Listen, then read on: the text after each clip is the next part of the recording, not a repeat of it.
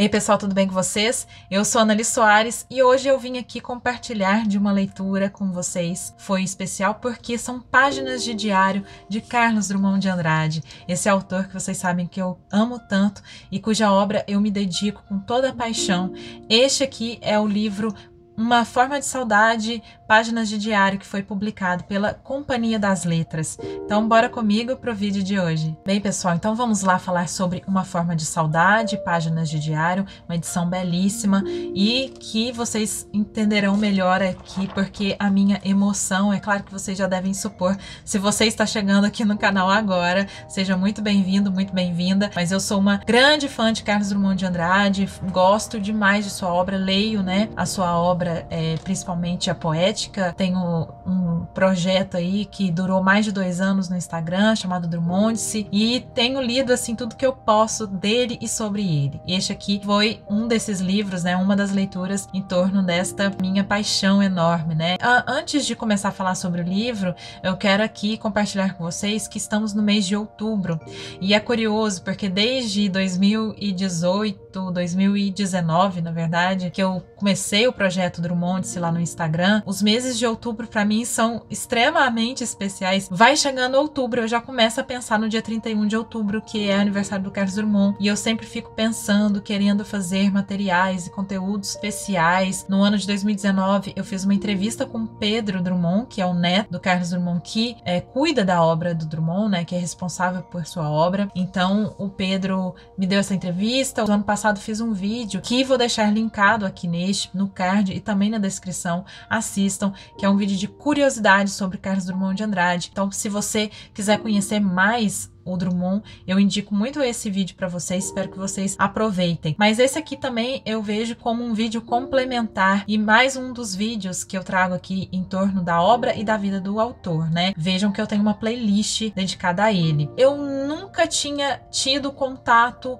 com diário, né, do Drummond. Eu nem sabia, na verdade, que elas existiam, até que em algum momento eu vi esse livro aqui, fiquei extremamente curiosa, tenho tido mais vontade, mais curiosidade em torno desse tipo de leitura atualmente, sabe, de cartas, diários, porque são trocas muito sinceras, né, são escritas muito sinceras, pessoais, e atravessam a própria obra, né, do autor. E eu tinha muita curiosidade de conhecer este livro aqui, sentir Drummond neste ambiente tão íntimo. É só para destacar aqui que essa questão de diário às vezes é bem polêmica. Já vi pessoas assim se colocando bastante contra, né, a publicação de diários. Afinal de contas, né, diários são coisas, como eu tô aqui, né, pontuando, bastante íntimas, e muitas vezes o autor não tem essa pretensão de publicar ou de deixar esses diários para publicação póstuma. Porém, o Drummond, né, com seu jeito de ser muito organizado, e ele era arquivista, então ele tinha essa organização de documentos de sua família, de sim, várias gerações, né, anteriores. Inclusive, isso existe aqui nesse final, né, do livro, tá vendo? Documentos datilografados que ele fez com informações, com dados, né, de toda a sua família. Então ele coloca o nome da pessoa, data de nascimento, data de morte, com quem casou, o nome da pessoa, se teve filhos, data do casamento, sabe, esse tipo de organização, assim. Ele era muito criterioso, né, então assim, a família dele foi muito bem documentada pelo Drummond, né, ele fazia muito isso, recortes de jornal, crônicas que outros autores ou ele mesmo publicava, né, sobre irmãos, sobre o pai dele, sobre a mãe. E aqui nessas páginas de diário ele já deixou separadas as páginas para que fossem publicadas. A princípio, né, ele iria passar isso para a filha dele, a Maria Julieta, porém a Maria Julieta infelizmente morreu 12 dias antes do Drummond, né? O Pedro então publicou estas páginas de diário que Drummond deixou prontas e ali organizadas para serem publicadas. E são páginas de diário muito especiais e ainda mais tocantes para mim, porque são aquelas em que ele fala sobre as mortes e as doenças, né? Claro, as doenças e as mortes dos seus familiares. A morte, a memória, o luto, né? São temas muito presentes na obra do Drummond. Ele fez poemas assim, depois da morte, ou, né, de celebração à vida de outros escritores, amigos seus, colegas de trabalho. E aqui nessas páginas de diário, aí tem um tom, né, obviamente, pessoal, e o Drummond pensando consigo sobre isso. Mas é curioso porque não são reflexões muito melosas ou muito, né, sentimentalistas, pelo contrário. A gente encontra assim uma resiliência, talvez, né, uma resignação em alguns momentos, mas claro, né, também de dor, de saudade em torno da morte dos irmãos dele todos e dos pais. E também de dois amigos, né? O Manuel Bandeira, que eu já citei, e o outro é o Rodrigo Andrade, que também era grande amigo do Drummond. Então tem a reunião aqui, vivências de doença, de ver envelhecer. Este tema é super presente na obra do Drummond, né? Porque o Drummond, ele já começa em 1930, né? Ainda novo, mas começa com um tom um tanto de um homem envelhecido ou envelhecendo. Ele tem uma relação com o tempo muito interessante, né? Ele vê essa passagem do tempo e ele retrata essa passagem do tempo pelos corpos em toda a sua obra. Então a gente vai até acompanhando esse envelhecer do Drummond, envelhecer do amor, por exemplo. Ele fala muito sobre o amor maduro também, da velhice, esse amor, né, de companheiros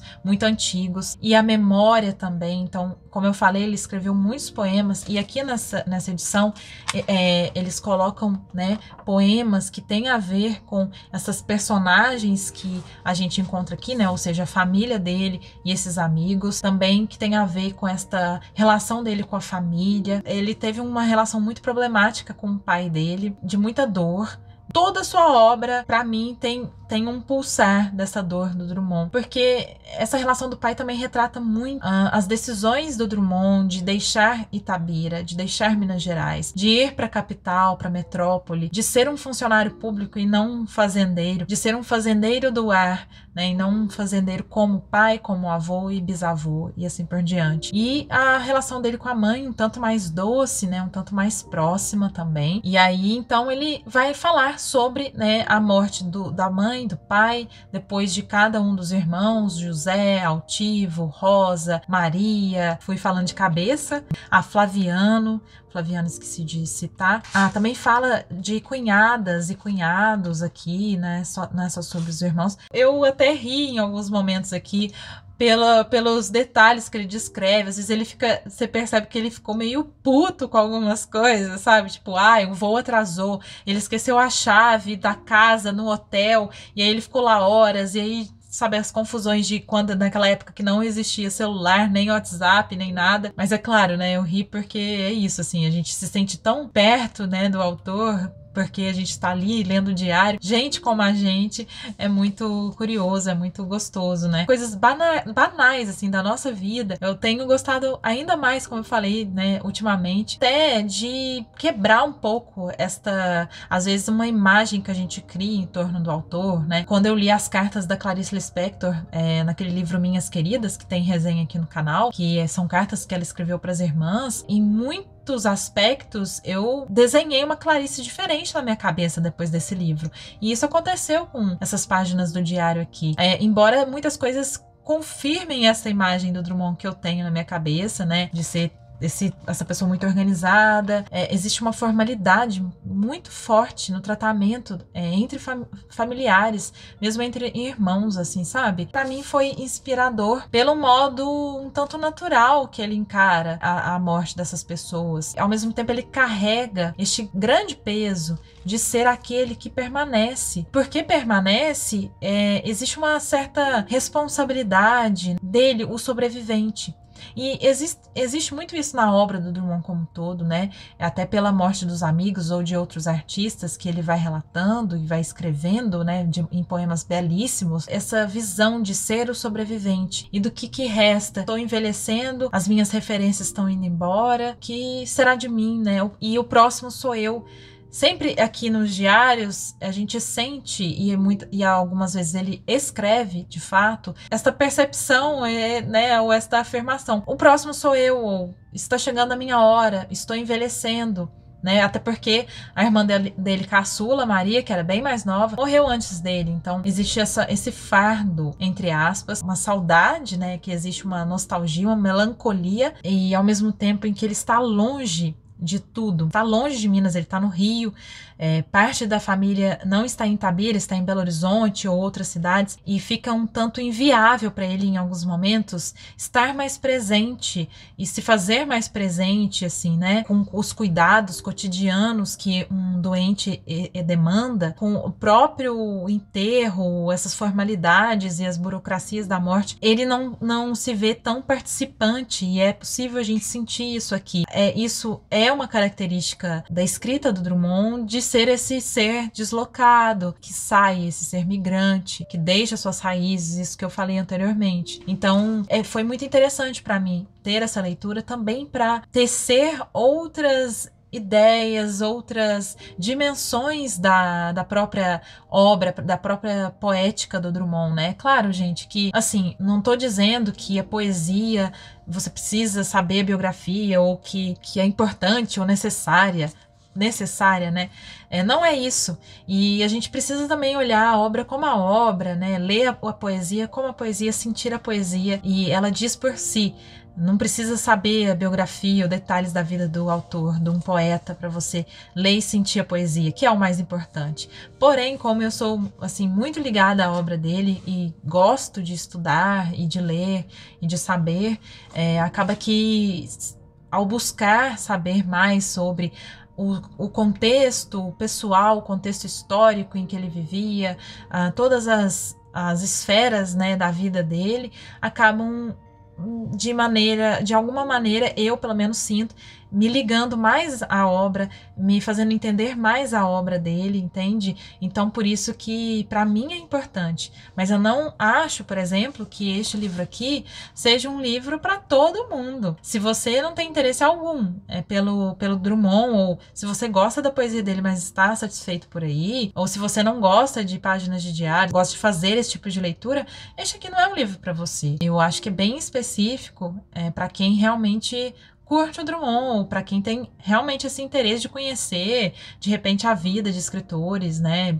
Enfim, essa aqui é uma leitura para algumas pessoas, não para todo mundo. Porém, eu espero, assim, que com este vídeo eu tenha trazido aqui um pouco mais sobre o Drummond, material para vocês que têm curiosidade, mas que estão satisfeitos só vendo o vídeo, por exemplo, de todo esse trabalho que eu tenho feito, né, sobre o Drummond, sobre a obra dele nesses últimos anos. Este aqui é um pedacinho dele, um pedacinho especial que me fez pensar bastante também a minha própria relação com a doença, com enfermidades na minha família, ou com essa reflexão, né, de memória, de história, sabe, da importância da nossa história familiar, das nossas relações, e comecei a pensar, a enxergar, né, esta dimensão do diário também. O diário é uma coisa que eu comecei a escrever faz algum tempo, eu acho que foi em 2018. Tive muitos gaps, né, no ano passado, em 2020, basicamente não escrevi no diário. Voltei este ano, e este ano eu tenho feito uma escrita matinal, assim, diária mesmo, todos os dias há um mês e meio. Para quem escreve, né, é incrível a capacidade do diário de nos fazer entender algumas coisas. É bem terapêutico, assim, para mim, e eu elaboro demais, assim, o que eu tô passando, o que eu tô sentindo ao escrever, né, embora esteja ali escrevendo na primeira pessoa, como Ana Liz, mas quando eu estou pensando, escrevendo, processando, sinto que é como se eu estivesse fora de mim, escrevendo algo um pouco além daquele turbilhão interno, ou, né, olhando com outro olho, que não aquele do meio do furacão, sabe? Mas enfim, eu divaguei aqui, mas é para falar sobre todas as minhas reflexões, meus sentimentos mesmo, em torno dessa leitura aqui. Poderia ter ficado só na leitura em si, mas para mim eu também fui pensando, fui conversando com o livro muito intimamente, foi muito especial. Por fim, vou ler aqui só um poema, entre muitos que tem aqui no final. Como eu falei para vocês, gente, eles fizeram uma seleção, né, de poemas que têm relação às vivências e às personagens, né, da vida real do Drummond que aparecem neste livro aqui. Eu vou ler o poema Permanência. Agora me lembra um, antes me lembrava outro. Dia virá em que nenhum será lembrado. Então, no mesmo esquecimento se fundirão. Mais uma vez, a carne unida e as bodas cumprindo-se em si mesmas, como ontem e sempre. Pois eterno é o amor que une e separa, e eterno o fim, já começara antes de ser. E somos eternos, frágeis, nebulosos, tartamudos, frustrados, eternos. E o esquecimento ainda é memória, e lagoas de sono selam em seu negrume o que amamos e fomos um dia, ou nunca fomos. E contudo arde em nós a maneira da chama que dorme nos paus de lenha jogados no galpão. Enfim, é um dos muitos lindos aqui. Também tem retrato de família que é belíssimo, que eu acho a coisa mais linda. O último, vou ler só as últimas 2 estrofes, na verdade 3 estrofes, que, gente, olha só como que pode um poeta desses. Eu acho lindo demais esse retrato de família. O retrato não me responde.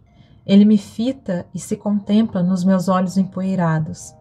E no cristal se multiplicam os parentes mortos e vivos. Já não distingo os que se foram dos que restaram. Percebo apenas a estranha ideia de família viajando através da carne. Nossa, eu acho isso aqui lindo.